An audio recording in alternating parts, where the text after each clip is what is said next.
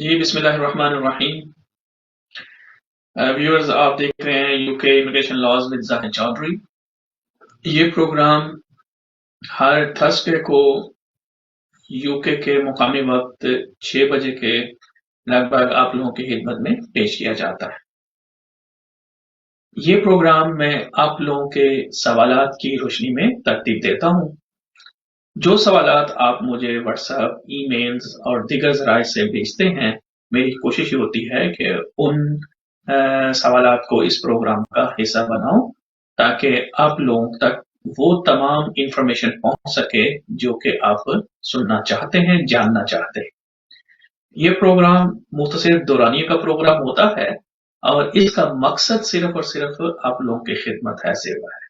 Return میں صرف آپ لوگوں کی دعائیں چاہیے کہ آپ لوگ میرے لیے دعا کر دیا کریں۔ میری کیونکہ ایک لمبے عرصہ اس فیلڈ میں گزارنے کے بعد میں یہ سم ٹائم محسوس کرتا ہوں کہ لوگوں کے پاس جب پراپر انفارمیشن نہیں ہوتی تو وہ بہت ساری مسٹیکس جو ہیں وہ کرتے ہیں، اور جس سے ان کا ہارڈ ارننگ منی اور ان کا ٹائم جو ہے وہ ویسٹ ہوتا ہے۔ اور پھر جب وہ میرے پاس آتے ہیں کیسز خراب ہونے کے بعد، تو پھر پتہ چلتا ہے کہ یہ مسائل کہاں پہ ہوئے ہیں۔ تو ایسی صورتحال میں صرف میں چاہتا ہوں کہ آپ لوگوں تک انفارمیشن پہنچے۔ آپ کا یو کے اندر جو بھی لاز ہیں، چاہے ان کا تعلق امیگریشن سے ہو، نیشنلٹی سے ہو، اسائلم سے ہو، ولز اینڈ پروبیٹ سے ہو، فیملی لاز سے ہو، ڈیورس ہوں، بچوں کے کانٹیکٹ آرڈر، بچوں کا residence order, specific issues order, اس طرح سے کوئی بھی اگر آپ کا مسئلہ ہو یو کے لا سے جڑا ہوا، تو آپ مجھ سے پوچھ سکتے ہیں۔ ٹھیک ہے؟ تو جیسے میں نے کہا کہ یہ مختصر دورانی کا پروگرام ہوتا ہے اور یہ آپ کے سوالات کی روشنی میں ترتیب دیتا ہوں، تو بغیر کسی تمہید کے چلتے ہیں آپ لوگوں کے سوالات کی طرف۔ جو پہلا سوال جو آج کے اس پروگرام میں ہم کر رہے ہیں، بڑا امپورٹنٹ سوال ہے۔ یہ کسی نے پوچھا ہے کہ جی اگر میرا جو امپلائرز ہے اس نے مجھے کیش ان ہینڈ جو ہے وہ دیے ہیں پیسے، جو پے سلپ ہے اس میں بھی لکھا ہوا ہے کیش ان ہینڈ، تو کیا یہ میرے لیے کوئی مسئلہ کریٹ تو نہیں کرے گا؟ دیکھیں، بات یہ ہے کہ لا میں یہ گنجائش موجود ہے کہ آپ کا امپلائر جو ہے وہ آپ کو کیش ان ہینڈ دے سکتا ہے، لیکن جو بہت امپورٹنٹ چیز ہے وہ یہ ہے کہ وہ جو کیش ان ہینڈ اماؤنٹ آپ کو ملی ہے، کیا وہ آپ نے بینک میں ڈپازٹ کروائی ہے یا نہیں کروائی؟ ٹھیک ہے؟ اور وہ کتنی ہوتی ہے؟ کیونکہ کیش ان ہینڈ میں تو جو نیٹ اماؤنٹ ہوتی ہے آپ کی پے سلپ کے اوپر لکھی ہوتی، وہی آپ کو وہ کیش دیتے ہیں، اور وہ جو اماؤنٹ ہے وہ پھر آپ کے بینک میں ریفلیکٹ ہونا ضروری ہے۔ اگر آپ بے شک آپ کے پاس پے سلپ موجود ہے اور اس کے اوپر لکھا ہوا بھی ہے کیش ان ہینڈ، اور آپ کو کیش ان ہینڈ پیسے جو ہیں وہ مل گئے ہیں، لیکن اگر آپ نے یہ رقم جو ہے وہ بینک میں ڈپازٹ نہیں کروائی، تو یہ آپ کے لیے مسئلہ کریٹ ہو سکتا ہے۔ اس لیے آپ نے کیونکہ یہ نہیں بتایا کہ آپ نے وہ رقم جو ہے، وہ جو آپ کو ویج ملی ہے، وہ آپ نے بینک میں سبمٹ کروائی ہے یا نہیں کروائی، تو یہ آپ دیکھ لیں، میں نے اس کو کلیریفائی کر دیا ہے۔ کیونکہ یہ اس طرح سوال، اس میں ایک اور بھی سم ٹائم پہ لوگ پوچھتے ہیں، تو چلو میں اس کو بھی ساتھ ساتھ اس کے ایکسپلین کر دیتا ہوں کہ چیک کی صورت میں دیکھیں، جو آپ کو ویجز مل رہی ہوتی ہیں، جو آپ کی ویج سلپ جنریٹ ہو رہی ہوتی ہیں، اس کے اندر لکھا ہوتا ہے کہ میتھڈ آف پیمنٹ کیا ہے۔ ٹھیک ہے جی؟ اب وہ اگر کیش میں ہے تو وہ کیش جو ہے وہ بینک میں ڈپازٹ ہونا چاہیے۔ اگر وہ چیک کی صورت میں ہے تو وہ چیک پھر آپ نے، اگر آپ کے امپلائر نے آپ کو چیک دیا ہے تو پھر آپ نے وہ چیک جو ہے وہ آپ نے بینک میں ڈپازٹ کروانا ہے۔ اور اگر بینک ٹرانسفر ہے تو وہ تو obviously آپ کا امپلائر جو ہے وہ بینک میں سیدھا آپ کی ویجز جو ہے وہ ٹرانسفر کرے گا۔ لیکن اگر آپ کی پے سلپ کے لکھا ہوا ہے بائی چیک، और वो आपको चेक मिला है, तो फिर आपने उस चेक को ही आपने बैंक में डिपॉजिट करवाना है, क्योंकि अगर आप बैंक में डिपॉजिट नहीं करवाएंगे तो ऐसे सूरत हाल में फिर मसाइल क्रिएट हो सकते हैं। ऐसा नहीं होगा कि आप पहले बैंक जो चेक है उसको पहले कैश करें और वो फिर कैश जो है वो आप बैंक में डिपॉजिट करें। जो आपको चेक मिला है वो आप अपने अकाउंट जो है उसमें आप उसको डिपॉजिट करवा दें। तो अगर, क्योंकि ये एक स्पेसिफाइड एविडेंस है, क्योंकि जहां आपको 6 मंथ की वे स्लिप्स या 1 ईयर की वे स्लिप देनी होती है, उसी तरह आपको उन्हीं 6 महीनों की या 1 साल की आपको बैंक स्टेटमेंट भी देनी होती है। अगर आपकी वेजेस जो है वो आपके बैंक अकाउंट में रिफ्लेक्ट नहीं हो रही, तो वो आपके लिए मसला क्रिएट हो सकता है। आई होप जिन्होंने ये क्वेश्चन भेजा था मैंने उनका जवाब दे दिया है। दूसरा सवाल जो किसी ने अभी मुझे भेजा, उन्होंने कहा जी कि मेरे पास इंडेफिनिट लीव टू रिमेन है और मैं इस वक्त यूके से बाहर हूँ, मुझे 5 महीने हो गए हैं, तो क्या इस पे कोई इफेक्ट तो नहीं पड़ेगा? देखिए, नॉर्मली ये है कि अगर आपके पास इंडेफिनिट लीव टू रिमेन मौजूद है, तो ऐसी सूरत हाल में आप लॉ के मुताबिक 2 साल तक आप कंट्री से एब्सेंट रह सकते हैं, यानी कंट्री से बाहर रह सकते हैं। अगर आप 2 साल से ज्यादा आप कंट्री से बाहर रहें, तो टेक्निकली वो जो आपका इंडेफिनिट लीव टू रिमेन है वो खत्म हो जाता है। लेकिन इसमें ये गुंजाइश जरूर मौजूद है लॉ के अंदर, क्योंकि लॉ ने हमेशा कोशिश की होती है कि जो हमारे लेजिस्लेचर्स हैं कि तमाम तरह के जो मामला है उनको सामने रख के लेजिस्लेशन की जाए। तो अब अगर एक शख्स जो है वो किसी बीमारी की वजह से, किसी और रीजन की वजह से, मजबूरी के तहत, उन सर्कमस्टांसेस के तहत जो उसके अपने कंट्रोल में नहीं थे, अगर उनकी वजह से वो 2 साल या उससे ज्यादा भी जो है वो अरसा बाहर रहा है, तो फिर भी वो जब आएगा वापस, तो वो ये कह सकता है कि जी देखें, बिकॉज ऑफ दीज सर्कमस्टांसेस, ये मेरे उसके सबूत हैं, मैं ज्यादा बाहर रहा हूं। तो लेकिन ये है कि जो सवाल था आपका कि हाँ, अगर आप 2 साल से ज्यादा बाहर रहें, तो आपका इंडेफिनिट जो है वो खत्म हो जाता है बगैर किसी रीजन के। ठीक है जी। इसी तरीके से इसमें और जो इसकी जो और भी इम्प्लीकेशंस हो जाती हैं, जैसे इन भाई साहब ने पूछा है कि वो 5 महीने से बाहर हैं, कंट्री से बाहर हैं। देखें, जब आप फिर अपनी नेशनैलिटी के लिए अप्लाई करते हैं, तो अगर आप की एब्सेंस जो है वो अगेन आखिरी पलों में अगर 500 एंड 450 डेज से ज्यादा हो और आखिरी इस साल में 90 डेज से ज्यादा हो, तो फिर आपकी एप्लीकेशन नेशनैलिटी के लिए नहीं हो सकती। ठीक है।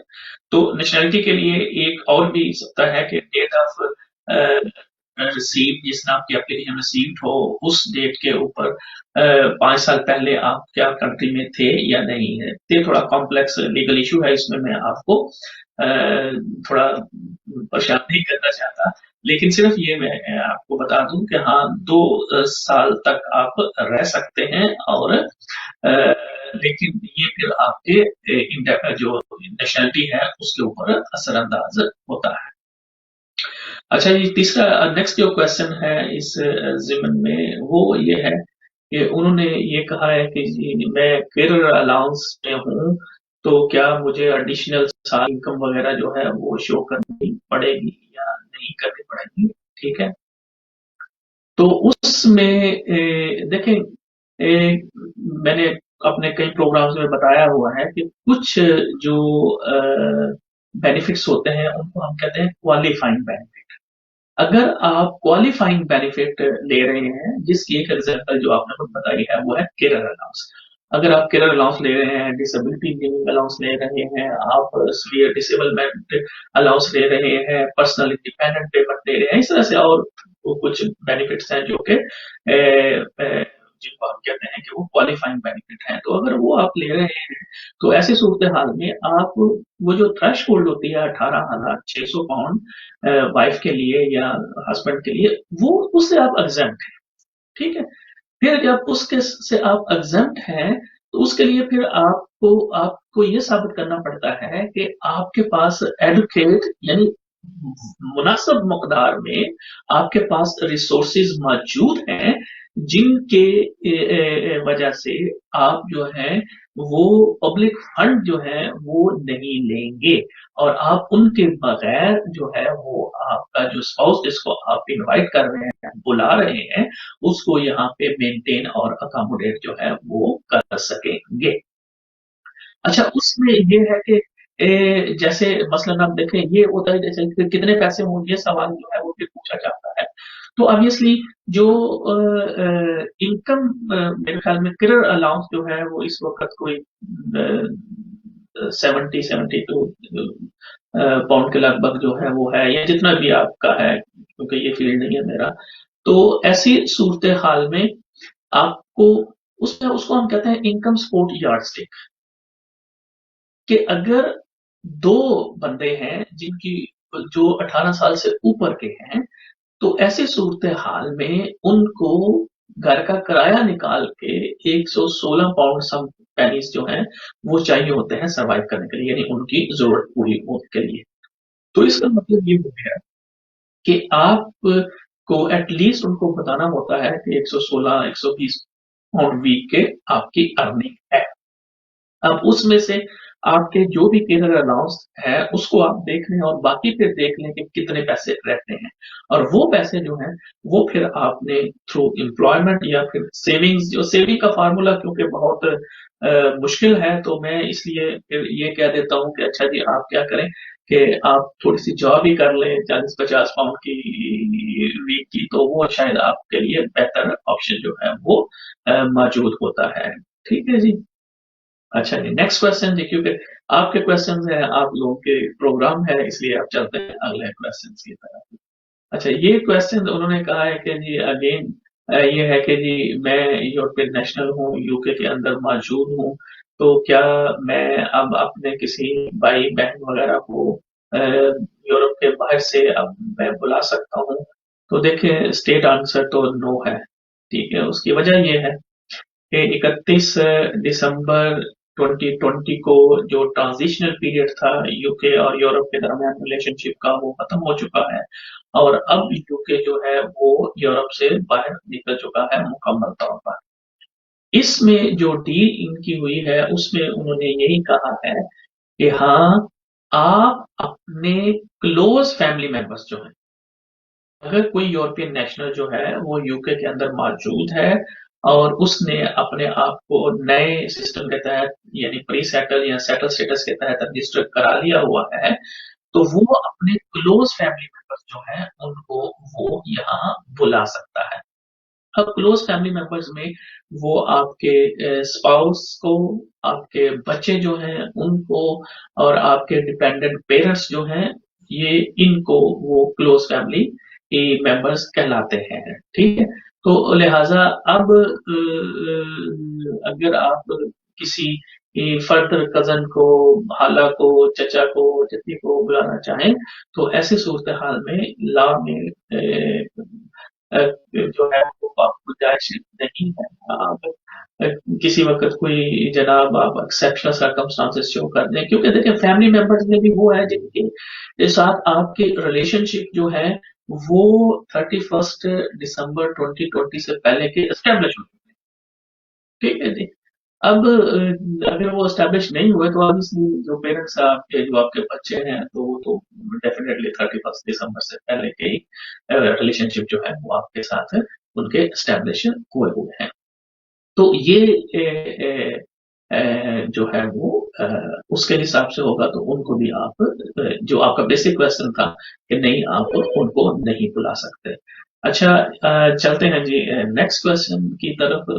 जी वो ये कहते हैं जी कि मैं आजकल, क्योंकि ये बड़ा इम्पोर्टेंट है, जो लोग जो है वो बार बार ये पूछ रहे हैं, इसके देखें यूके का न्यू पॉइंट बेस्ड सिस्टम जो है वो पिछले महीने से ही शुरू हो चुका है। अब जो भी नई एप्लीकेशंस आएंगी वो आप इसी नए सिस्टम के तहत ही होंगी।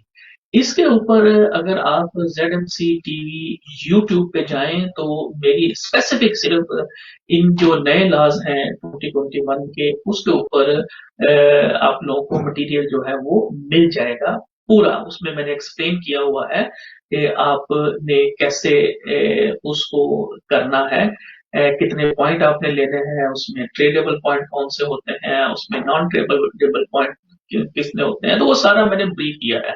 तो मेरी रिक्वेस्ट आपसे ये होगी, एक तो ये है कि ZMC टीवी यूट्यूब पे आप उसको सब्सक्राइब भी करें ताकि मेरी आने वाली जितनी भी ये लेटेस्ट वीडियो हो वो भी आप तक पहुंचे, और जो बाकी ये जो आपके क्वेश्चंस हैं वो भी हो सकता है कि मेरी ऑलरेडी जो वीडियोस मौजूद हैं ZMC टीवी यूट्यूब के ऊपर, तो वहां से हो सकता है कि आपको मिल ले। लेकिन फिर भी क्योंकि आपने सवाल किया, देखें सबसे पहली जो इसका स्टेप होता है वो है कि you have to secure a job offer. तो सबसे पहले तो यानी इमिग्रेशन की जो एप्लीकेशन है वो तो बाद में बनेगी ना, वो तो बाद में बनेगी। सबसे पहले जो बनेगी वो बनेगी, वो जो पॉइंट है वो ये है कि आपने जॉब अपनी सिक्योर करनी है। वो कैसे होगी कि सबसे पहले आपको अपना जो भी आपका प्रेस्क्राइब फील्ड है उसका आपको एक ऐसा एम्प्लॉयर तलाश करना पड़ेगा जो कि होम ऑफिस से अप्रूव्ड लाइसेंस होल्डर हो।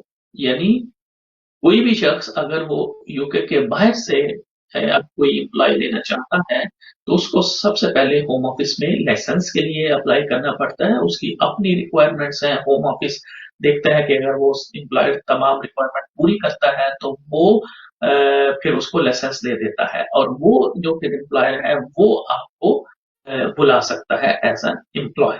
तो सबसे पहले तो इमिग्रेशन को छोड़े, सबसे पहले तो आप वो एम्प्लॉयर तलाश करें। देखिए हम लोग जो यहाँ बैठे होते हैं, मैंने अक्सर बात की है कि आपके रिक्रूटमेंट में तो हम आपकी उस तरह से हेल्प नहीं कर सकते क्योंकि हम लॉयर, तो कोई रिक्रूटमेंट एजेंसी तो हमारी नहीं होती कि हम उसमें करें। तो वो आप थोड़ी सी, अगर आप पढ़े लिखे लोग होते हैं, अगर आप थोड़ी सी खुद मेहनत करें और gov.uk उस पे जाएं और वहां पे जाके एम्प्लॉय रजिस्टर आप टाइप करें तो उसके अंदर वो रजिस्टर आ जाएगा, वो डेटाबेस आ जाएगा जिसमें उन तमाम लोगों की डिटेल्स होंगी जो कि जिनके पास होम ऑफिस का लाइसेंस है। तो अपनी फील्ड के लोगों को आप राब्ता करें, वो आप अगर उनकी रिक्वायरमेंट में पूरी होते हैं तो वो आपको बुला लेंगे, इसमें कोई ऐसी बड़ी बात नहीं है। दूसरा जी एक क्वेश्चन ये भी फिर बार बार सवाल आ रहा है जी, वो कहते हैं कि जो नए लॉज आ रहे हैं इसका ये जो विजिट वीजे वगैरह है इन पे तो कोई फर्क पड़ेगा या नहीं पड़ेगा, ये क्या होगा? तो देखें जो जो नए लॉज आए हैं वो वर्क रिलेटेड कैटेगरीज के लिए, तो उसमें जो वर्क रिलेटेड कैटेगरीज हैं उसमें वो होगा। लेकिन जो विजिट वाली कैटेगरीज हैं उनके लिए कोई ऐसी चेंज नहीं है। उसमें एक दो ही चीजें ही आपने होम ऑफिस को प्रूव करनी होती है। नंबर वन कि आप एक जेन्युइन विजिटर हैं, नंबर टू कि आप की ये स्ट्रॉन्ग इंटेंशंस है कि आपका जो भी प्रपोज्ड विजिट है उसके बाद आप वापस चले जाएंगे। अब देखें क्योंकि ये जो स्ट्रॉन्ग इंटेंशन है, इंटेंशन जो होती है ये तो स्टेट ऑफ माइंड है ना कि ये आपके ज़हन में क्या चल रहा है, तो वो तो साबित कैसे करेंगे? तो उसके लिए फिर उन्होंने फर्दर इसको जैसे एक्सप्लेन किया कि आप ये बता दें कि जी आपके पास कौन से इंसेंटिव्स मौजूद हैं जो आपको फोर्स करेंगे कि गो बैक। ठीक है ना? अब इसलिए अगर अगर किसी शख्स के बच्चे मौजूद हैं तो ये एक पुलिंग फैक्टर है। बच्चों के बगैर जो है अमूमी जो है और बैलेंस ऑफ प्रोबेबिलिटी, यही हम कहते हैं कि बच्चों के बगैर रहना जो है वो थोड़ा मुश्किल हो जाता है। इसी तरीके से किसी की को गवर्नमेंट जॉब है, किसी का कोई बहुत बड़ा बिजनेस है, तो ये सारे वो फैक्टर्स हैं जो कि पुलिंग फैक्टर्स हैं जो कि सारे के सारे उस शख्स को फोर्स करेंगे कि वो वापस जाए। तो अगर हम ये होम ऑफिस को इसमें देखें, इसके ऊपर किसी दिन दोबारा से, हालांकि अगर आप जाएं अभी ZMC टीवी यूट्यूब के ऊपर तो उसके ऊपर आपको विजिट वीजे के ऊपर बहुत सारे मटेरियल जो है वो मेरा मिल जाएगा कि आपकी एप्लीकेशन रिफ्यूज क्यों होती है, और जब भी आप विजिट वीजे के लिए अप्लाई करें तो आपको किन किन चीजों का आपको ख्याल रखना पड़ता है। ठीक है जी। तो आपने इसी तरीके से करना है कि आपने वो तमाम चीजें जो मैं अक्सर प्रोग्राम में बताता हूँ कि वो आपने ज़हन में रखनी है। और ज्यादातर जो होता है वो आपके जो पर्सनल फाइनेंशियल सर्कमस्टांसेस होते हैं उनकी वजह से वीजा रिफ्यूज होते हैं। मतलब ये वहां पे पूछा जाता है जी कि आपका स्टेटस क्या है, काम करते हैं आप, बेरोजगार हैं क्या है, बिजनेस करते हैं क्या। उसमें आप लिखते हैं जी कि हाउस वाइफ है या अनएम्प्लॉयड हो, और आपके बैंक में जनाब आपने जो है वो धड़ल्ले से जनाब लाख लाख 2-2 लाख रुपया आ रहा होता है। तो फिर वो पूछते हैं कि ये आप तो कह रहे हैं आप अनएम्प्लॉयड है, तो ये फिर रकम कहाँ से आती है। तो आपको सारी चीजें बड़ी ध्यान से करनी होती हैं। तो इसलिए विजिट वीजा जो है उसमें ला के तौर पर तो कोई उसमें जो है वो नहीं हुआ। उसमें 6 महीने के लिए अगर आपने अप्लाई करना है तो उसके ऊपर होम ऑफिस की फीस जो है वो 95 पाउंड जो है वो मौजूद है, अगर आप 6 महीने के लिए अप्लाई कर रहे हैं। और एक इसमें जिमनी में बताओ, अब जो भी विजिट वीजा होते हैं वो मल्टीपल होते हैं। अगर कोई आपको इसमें धोखा देता है जी हम आपका मल्टीपल लगा के देंगे हमें इसमें, तो अब जितने भी वीजे होते हैं वो मल्टीपल होते हैं। मल्टीपल का मतलब होता है उस ड्यूरेशन के दौरान आप जितनी दफा चाहें आप आ जा सकते हैं इसमें। तो जी कैसे आज क्योंकि यही क्योंकि ये मुख्तसर दुरानी का प्रोग्राम होता है तो मेरी कोशिश होती है कि ज्यादा से ज्यादा जिनके सवालात रह चुके हैं वो इंशाल्लाह अगले थर्सडे को मैं अपने आने वाले सवालात के साथ उनको भी शामिल करूंगा, और फिर हम जो देखेंगे।